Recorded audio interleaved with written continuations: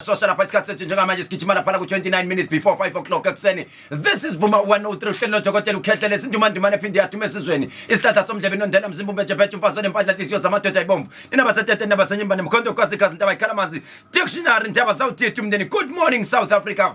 Vuka njengamanje nginivusa ngenkani ngialarm. Ngiyanivusa ngenkani uthanda ungathanda uyozuvuke bafowethu. Kusile phandle langaliphumile phandle bafowethu salaleleni wena. Ayikho inkomo yobuthongo uzothola icorona abalala kakhulu uthola corona vuka njengamanje right esigijima kakhulu lapha ngifaka itopic njengamanje namhlanje today's topic ithi yona wonke umuntu udidekile uthi ithi topic namhlanje wonke umuntu njani udidekile ake kuthiwa njengamanje wena bawu president kube kwenzeka kanjene esizweni remember if every petty country you don't rule a country by yourself akufani nasemzini wakho uthi usha umthetho kwenzakale but whenever there is something uqala uqoqa icabinet yakho then mawuqoqa icabinet bafowethu nakho kwenzeka kanjani and then ke ebese ulandela bonke abantu njengamanje not only South Africa but the whole world ibhekanene nobhubhani thina maZulu thina sonke bafowethu size sase-Africa nathi sazi ukuthi ufanele senze njani njengamanje ngifuna ukuzwa kunina wena ubaba umongameli wezwe ubuzwa kwenza njani mase isimo sikanjena ngiyezwa ngapha abanye bathi i5G abanye bathi i4G abanye bathi ukudla sikudlayo abanye bathi bakhuluma lokhu abanye madoda angisazi mina ukuthi kahle which one is which so ngifuna ukuzwa kunina ukuthi when it comes to isintu sethu yini okufanele yenzakale kufanele simukuhlaba kufanele sithandaze kakhulu kufanele sikhipha abantwana ezikoleni bangasayi ngoba phela njengamanje bafowethu izikolo ziyevulwa and then we are left with maybe 15 days ukuthi izikolo ivulwe njengoba le corona isinquma kanjena nibona ngathi kufanele abantwana kufanele sibaphathise imbiza mabe esikoleni bafake ezigubhini bahambe beyiphethe beyesikoleni behamba nayo kufanele benze njani yini ofanele siyenze uma sekukanjena bafowethu abanye bathi no ngisho nesifonyo lezi ezifakwayo abantu babamba inkunzi ngazo abasabonakali abanye sebesebenzisa ama-cooper head abasabonakali masebenzisa lezi ifonyo yini what is the solution you talk to me 086 10 10 300 086 10 10 300 ngicela ukuzwa kuwena ukuthi uma sekukanjena yini lena okufanele ukuthi yenziwe uma sekukanjena ake ngidlale nangiyana uLokhuzeni uthina Zungu uthi yena ngobekezela angazi ukuthi wayibekezela kwenze njani naye kodwa washo ukuthi impela uzobekezela uthina Zungu kodwa ke ngisamdlala ngicela ama voice note 0659337172 kodwa ngizodlala nje awu4 ama voice note mangisuka lapho ngiya kuma calls ngifuna ukukhuluma nani nje straight kuma calls ngizwe ukuthi uma isimo sikanjena wena ubuyi president kufanele usikhulume speech kufanele ubuzoyivala country ulock it down yonke into ubuzowenzani be fair into ozoyikhuluma njengomholi njengomuntu othi imina bengiphethizwe i-decision yami bengizobona ngathi ibizo save abantu ubuzowenzani ukhumbule futhi bear in mind ukuthi lento ayibheka it's not only South Africa but the whole world is facing this ubuzowenzani ake ngithi nangothi Nazungu abanye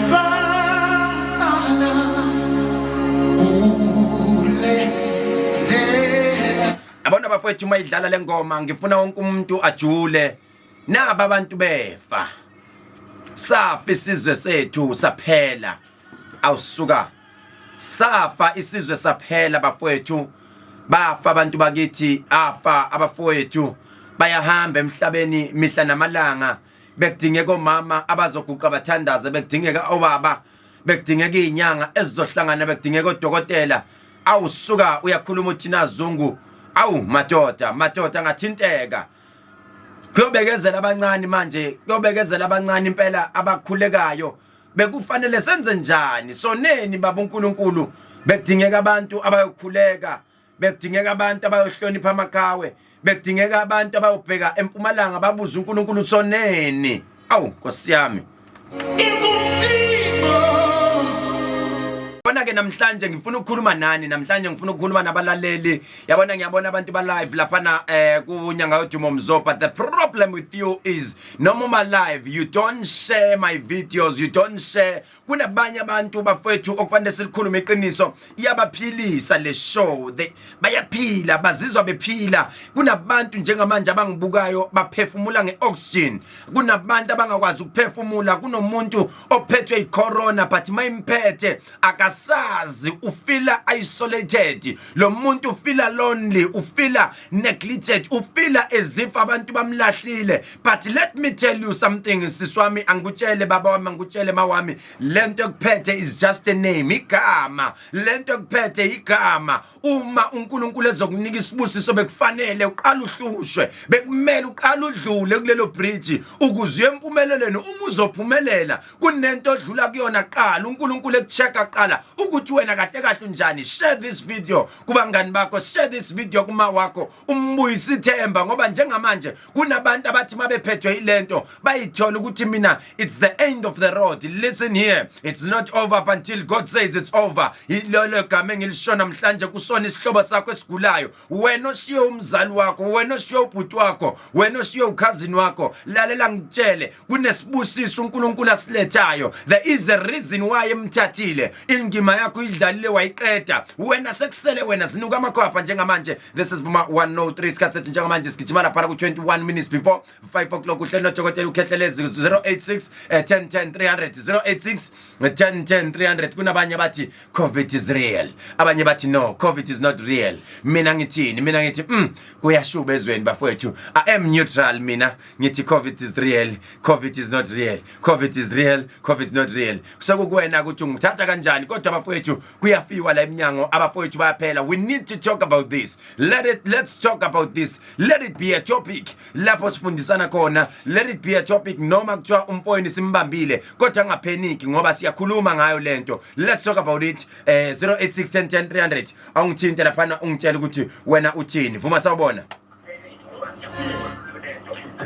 njani siyaphila futhi kunjani siyaphila kakhulu naso ke mfowethu indoda uthini wena mina umbono wami la indlela engenza ngayo president kwamanje because sibonile kwelase America ake sithi singabi sasho ukuthi indlela angenza ngayo president ake sithi mina ngiupresident wase South Africa ngenza kanjani mina upresident ngingalivala izo ngoba ngendlela engibona ngayo la mangathi uyalivula ekugcineni mawusuthi lo bhubhane labantu abantu ekugcineni isandla sokubuya sikhombe kupresident ukuthi wawudlumela kanjani ize livuleke ebesibona lo ebebona lo bhubhane lolu liyadlebelela so wena njengamanje uthi lockdown ucela lockdown uyayicela phela mina umfowakhalishwa eDumbe lockdown ngiyacela impela ukuthi kube yiyo mhlambe lesimo lesifankontroleka manje awuboni mfowethu uthi mawucela lockdown kunezinto ezimayo kwabanye abantu kunabanye abantu izinto zabe ziyafa nayo umnotho wase South Africa uyafa ngelockdown ngendlela engibona ngayo mina eAmerica la ake siyeke iAmerica njengamanje wena njengamanje sithe sifuna isolution masifuna isolution sifuna into ezoletha ikhambi so wena uthi ikhambi elilona lona ukuthi akuvalizwe izimo ngisho alivalwe impela kuyekele malivalwa ukuthi lento izoma manje engeke isaba khona ya malivalwe impela ngiyabona ukuthi ngaba yisisombululo so usho ukuthi umgomo walento ilockdown impela baba ay mfowakhalishwa ngisho lutho ndoda amadoda umbono wakho uvolo wakho lo ngiyabonga kakhehla lami uyezwa Danke Khehla right isihlela phana kweVuma 103 lapha ngicela umbono nomunye nombono wakhe njengamanje bekufanele ukuthi manje beka umbono wakho igama yolikhuluma ngeke silithathe granted but solithatha silihambise kude bakuningi abantu abakulalele njengamanje please share this video kuma groups amaningi share this video kubantu abaningi the question is lockdown esibhekene nayo when you are the president of South Africa njengamanje ake siyekene ukublame kakhulu ubaba ubaba uCyril Ramaphosa singamblame. You are the president of South Africa and there is such a problem. Njengamanje naye I'm sure ukuthi akalali. Uma ubona ingane zakho kwakho ziphela zifa okuyimpukane ugcina na ungasalala uphethwe istress. I'm sure akekho umuntu othanda ukubona abantu befa ngalendlela abafa ngayo. So wena bawuzowenza kanjani uyi president? Share your idea with me. Vuma sawubona. Hello. Yes my sister kunjani? Ngiyaphila. Kuhle sesithanda izwi lakho. Ngiyabonga. Sisi uyi president today. Listen here.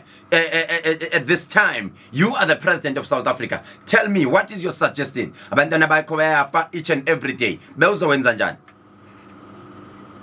Bezodibanisa inyanga zonke liqale kwindumandumane lize kuzo zonke inyanga zize nechiza lonyanga icorona ngoba baliphethe ngokwabo.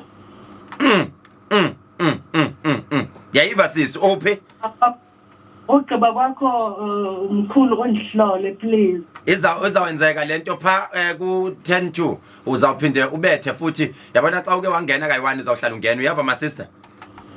Yes, thank you. Ndiyabulela sisi ndiyabulela uyeva.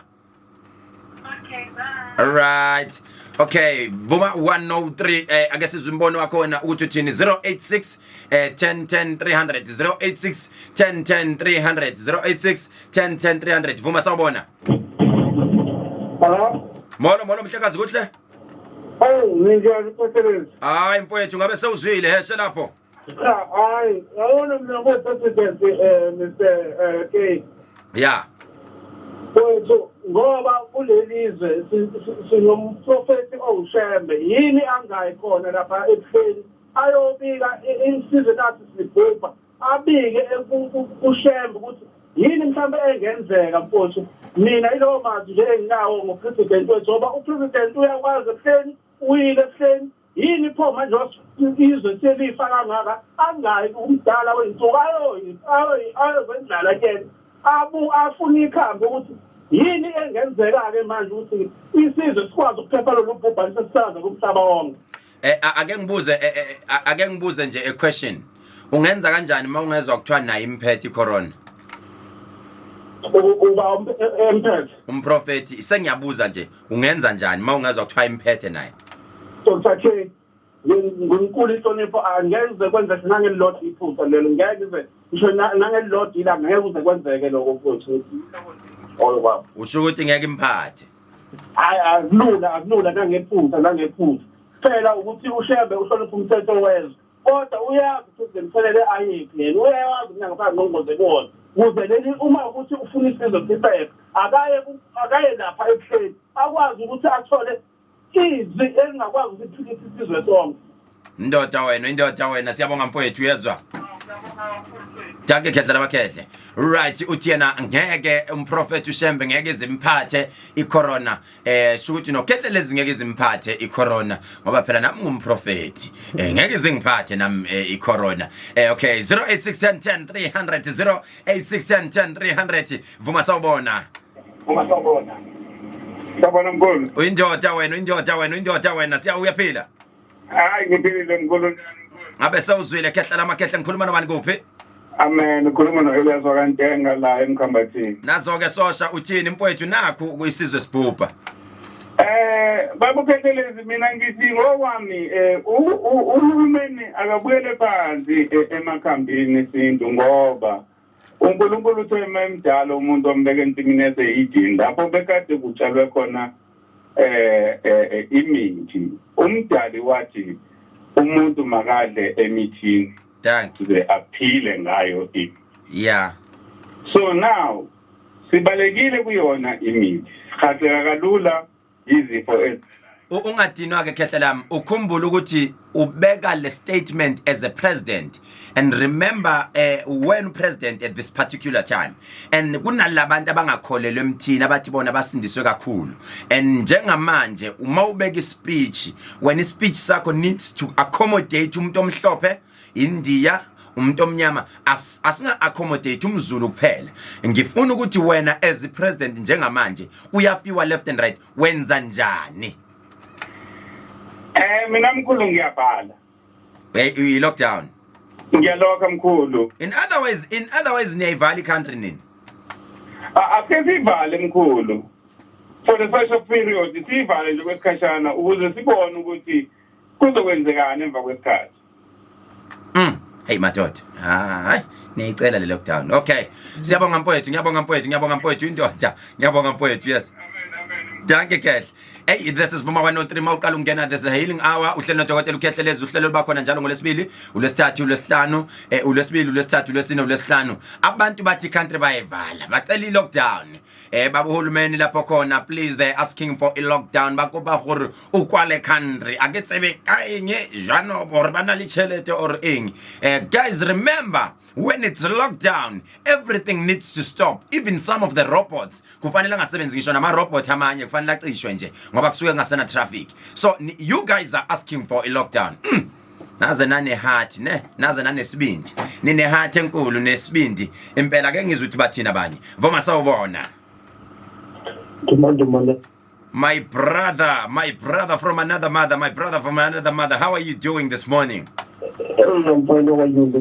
Good. And bear in mind, you are the president. Yes, you are the president right now. I'm giving you the opportunity. Yes, I'm giving you the opportunity. Uyi president manje. I'll address abantu manje ngizwe ukuthi wena uthini. Bafowethu balaleli bevuma Fellow South Africans. Fellow South African. Right now I'm Cyril Ramaphosa now. Yebo. Bafowethu lesifo sifikile ngiyacela nihlalane ezindlini bafowethu ukuze kuzolulaka bafowethu akusho mina kusho iBhayibheli. Yebo iBhayibheli lithi ulaka lukaNkulunkulu lukhishiwe. Abezwa abantu madoda bathanda ukujabula komhlaba madoda bathanda izinto zomhlaba ezobumnandi.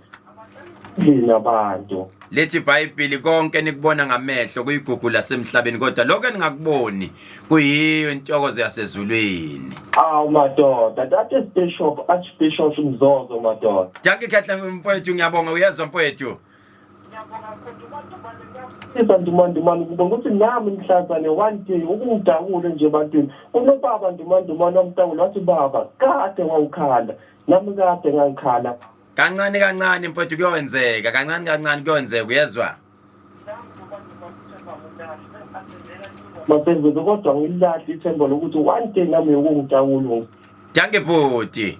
Right, isigijima kakhulu lapha namanje isikhathi sethu it's 10 to 5 o'clock ekseni. Sihlele kuVuma 103 ngiyabona abantu it's 205 ababukayo lapha na live ku Facebook page wami ekseni. This is amazing. Ngo 10 to 5 abantu sebevukile balalele my show and laba balalele welcome to the show mawuqala ungena ishow emnandi kakhulu nakusasa sizobe sishubisa sinjalo nje senza njalo. Kusasa who knows kusasa sifuna ukuthi nje siyalungisa ngomoya engcwele ngoba sihlala sikhuluma noNkulunkulu sithi uNkulunkulu sitshele ngabantwana bethu please tell us about ifamily yethu ukuthi kuzowenzakalani ngefamily yethu. Tomorrow I will be prophesying about ingane wonke umntwana can it be from the university primary school high school sizo propheta crash is prophet so stiliza kusasa stiliza is prophet sabantwana bonke abathi basafunda sizodiliza is prophet sinjalo kusasa nje ngiyacela ukuthi nonke nibe live ku Facebook nonke nibe live on air wonke umuntu and share with them if ever bayahluleka ukungena nkosi yami ngiyacela ukuthi bavele bathi www.vumafm.co.za bazoba right njengamanje ake sisiza umuntu njengamanje kade egodukile emakhaya. Please if ever bewugodukile emakhaya it's time for you to call in sike sikupopole ukuthi are you still fit enough ukuthi ungadlala nathi noma udinga ukuyogezwa ngentele eziqala makukuthi ubugodukile sifuna labo kade begodukile kusasa sobe sesithatha wonke umuntu nalo kade engagodukanga kodwa kwamanje sifuna labo bonke kade begodukile 0861010 0861010 before siye kubona bonke ade begodukile kodwa sizokutshela phela ukuthi amakhemisi kaKhethelezi avuliwe and nawe othi mina ngisindisiwe indaba yesintu angisebenzi lalela uzamcolo ufikile manje yabona uzamcolo ufikile nathi njengoba usibona silana nje manje studio ngihleli nje nehamba idlana yami nansi ihamba idlana yami Slay Queen ngiloko ngishaya nje kancane ngithi qabo because angazi ukuthi kusasa lengiphatheleni njengamanje vuka ushaya imoto uyeThekwini uyothenga uSlay ungathengi nga1 thenga nga10 uthathe nje ufike ufake efrijini uthi bantu abami zidekiwe ibuffet ibuffet yoSlay Queen uphuze mawuzizwa njengathi akukho right la phuza mawuzizwa ngathi akukho right la phuza uthumele nabakini emakhaya please send it home nganitshela ngathi ngenza special nganitshela ispecial engangisenzile ngangenzela ukuthi ngangiyibona lento ngathi please thengelana abantu emakhaya ngoba uyeza uzamcolo kulabo abathanda ugoduka abanganankinga uhambisela abantu thengani nje impela kaningi Friday yehlani gijime nihambise ekhaya ngoba ulaka lukaNkulunkulu lukhishiwe njengamanje ake sibone ukuthi bane somthola lapha 0861010 0861010 vuma sawubona okay siyadlula laphana unedlozi lengane 0861010 0861010 ngiyanthanda eKapa bafowethu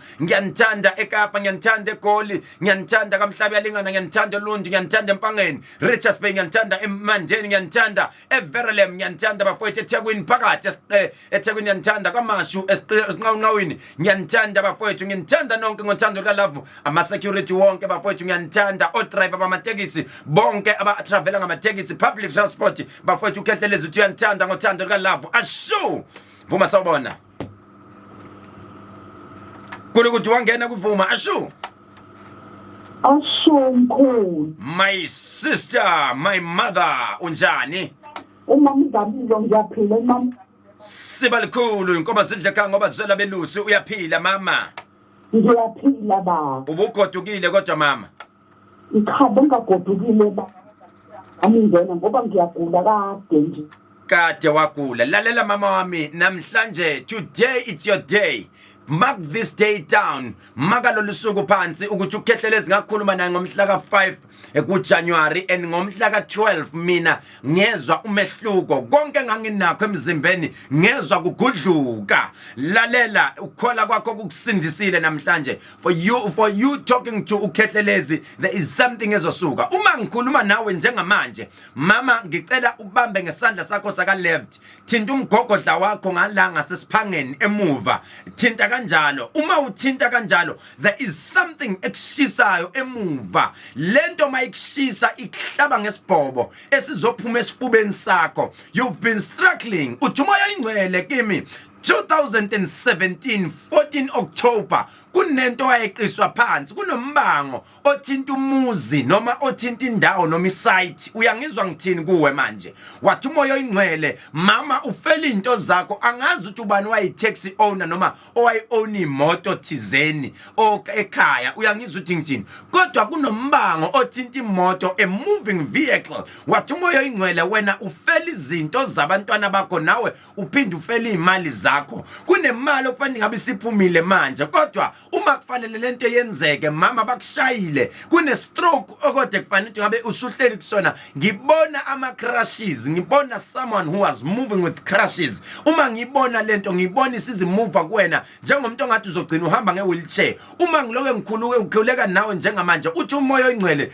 angifune a night dress a pink night dress lento ekwakufanele iduke ekhaya kube sengathi namanje wena ugcina usuphathwa into ushukela athi odokotela une high blood pressure kumanje awukwazi ukuphefumula kahle njengomuntu ongagcina usususpecta icorona kanti cha akuyona icorona umeqo wayo eqiswa phansi yebo baba uqinisile baba mama ukukhola kwakho ngeke ngasho mangiqala ngathi mina kukusindisile there is a lot going on empilweni yakho bakunuke ngisho ubuthakathi bathi izinto azibalungeli nje wena awu baba hayi ngoba ngize ngawuthenga baba uSlay Queen kwasuthi imali anginayo baba ngithenga owodwa nje ngoba right mama uma uqeda nje ukhona uSlay Queen 104 Retief Street ka boy ukhona epharmacy ugijime ngiyacela kunesikhathi la ozogcina ungatholakala ikhona okwamanje usatholakala phuthuma uyoyithengela wona uyezwa mama uNkulunkulu akubusise mama, God bless you. Right, 086 10 10 300 086 10 10 300 kwashuba.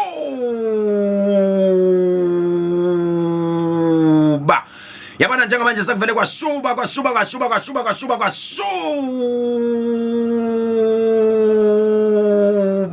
Awusuka madoda, udokotela uKhehlelezo phakathi manje iphethwa yimi intambo bafethu akushintshi. Hayi Darko Blue angiphambili angimuva nginyakazi. Hleli kusole sihlalo Tuesday 5 January 2021 sisele thina njengamanje na 11 months with the 25 days ukuthi siya ku Christmas noma siyoshaya umhla ka 31. Vuma sawubona. Ngabe sawuzwile bhuti uyaphila? Siyabona mkhulu khona kunjani mkhulu? Hayi kuhle mhlekazi, nithetha nabani phi? Thina nokunathi bhayi mkhulu. Unathi bhayi, uyaphila unathi? Siyaphila mkhulu. Hayi mhlekazi, ndiyathanda mani ukude kakhulu kodwa mani ngithanda ba ungenile mani. Ndikwazile kudala mkhulu mzama mkhulu. Hayi mani ungena kanjani enyakeni omtsha? Senza amazama mkhulu mani kodwa ke sifuna ngoku bengicela umkhulu angisize mani. Ngiyajika sithi sifikile jike. Unathi izinto azijikajiki. Mamelapha kunotata kokwenu. Lo tata wayemhlophe. Uma ndithi wayemhlophe wayugqirha ekhaya kokwenu. Lalela manje unathi uve. Yabona lo tata 1981 ngomhla ka9 June kunencwaba elibhalwe kanjalo ekhaya kokwenu lithi lona rest in peace 1988 died in 1981 ngomhla ka9 June. Yazi uthi umoya oyingcwele le ndoda yayinamandla. Uyangizwa ngithini? Ithi umoya oyingcwele ubutatakhe wayicawa ewisili. Andazi uba ubani wayicawa ewisili oyikhehla kokwenu enithi kanchisa impepho nithi siyacela kutata omkhulu utamkhulu owayikade eyiwisili. Kunesithombe kokwenu esidala esotata wayinxiba isutu eyayimnyama nokured ngaphansi wayifaka izibuko noma wayifaka amaglasi. Uyandiva ngithini? Wathi umoya oyingcwele wena urich in life. Kunento wazala naye esisiphiwo kodwa manje izinto zakho zimile. Wathi umoya oyingcwele khawubuyele emva unathi uye ekhaya kokwenu. Xa ufika uxhela igusha. Uyandiva ngithini? Xa uxhela igusha kunomuntu owumama uthi umoya oyingcwele andiphume ekhaya. Xa ndiphuma ndithathe the right hand yami ndijampe imizi emithathu. Xa ujampa imizi emithathu lo muntu kunezinto azenzayo ekhaya kokwenu esingekho right. Akafuni ukubona umndeni wakokwenu uphumelela ngoba wena uzozama ukuthatha umfazi ahambe. Uzama ukuthatha umfazi izinto zakho zistop. Uyandiba ngithini unathi? Hamba tata uyozama ukuhlanganisa ebese uye ekhaya uxhela igusha. Xa uxhela igusha uyohlaba ucele tata omkhulu wakho ayemhlophe ngoba nawe uzelwe umhlophe. Mkhulu. Yes tata. Yebo mkhulu. Danke bhuti. Right. Ishow yethu madoda nasi isikhathi sengishaya 5 o'clock. Kodwa kusasa ngibuya with more fire. But kusasa the most important thing is sizongena esipropheteni. Sisazothi ungena impela kakhulu esipropheteni. But kusasa ngicela ni invite umntwana ose university, umntwana ose high school, umntwana ose primary school, even ose crash. The show will be about them. Hearing my voice lento izowenza ukuthi bafowethu, lento izowenza ukuthi basinde. Kunolaka olukhulu oluzayo oluzohlasela education. Ngisho nothisha, please, if there is a lecture, if there is a teacher omaziyo, share this video. Kusasa kwivuma FM, ivuma FM iseThekwini ayibambi kwezinye indawo. Bazogijimela ama radio bavule, bangena nje ku internet bathi www.vumafm.co.za. Bangilalele ngo 4 o'clock eksena bacupha ama alarm abantu. Kusasa the show is about them. The show will be praying for youth, will be praying for bonke abantu abafundayo. Kunesimo esiphuthumayo okufanele sisithandazele. Asihlanganeni kusasa ekseni. Njengamanje ngicela ningawacisha ama radio. I know ukuthi abantu bazocisha i radio seqedile ukhehlele. No. There is a prayer eza noPhumlani Kwanyana mega grace. Ningabe sasuka hlalani nayo uPhumlani nangoke usefikile.